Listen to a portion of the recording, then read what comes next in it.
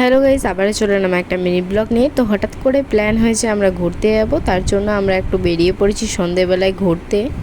আমার mood of ছিল, তাই বর বলল চলো একটু ঘুরে আসি। তো আমরা এসেছি রানীগঞ্জ শ্যাম মন্দিরে। আমরা এসেছি সন্ধ্যার দিকে এলে এই লাইটের ডেকোরেশনটা দেখা যায়। তো আমরা উপরে যাবার আগে ফার্স্টে সাইডে জুতোগুলো খুলে নিলাম। তো আমরা এবার উপরে যাব, চলো দেখবো আরতি হচ্ছে সন্ধেবেলায়, আর তোমাদেরকেও দেখাবো। দেখো অনেক ভিড় হয়েছে, আর সন্ধেবেলায় অনেকেই আসে আর এখানে আরতি দেখে। দেখো লাইটের ডেকোরেশনটা সন্ধেবেলায় খুব সুন্দর।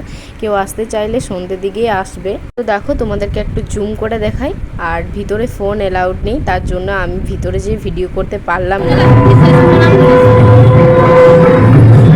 তোমরা তো শুনতেই পেলে আরতি হচ্ছে, আর আমি একটু রিলস বানিয়ে আবার উপরে চলে গেছিলাম। নিচে গেছিলাম ফার্স্টে, তো আবার প্রণাম করে নিলাম, কারণ আমি এবার বাড়ি যাব, অনেক লেট হয়ে গেছে। আর চলো তোমাদেরকে চারিপাশটা ঘুরে দেখাই।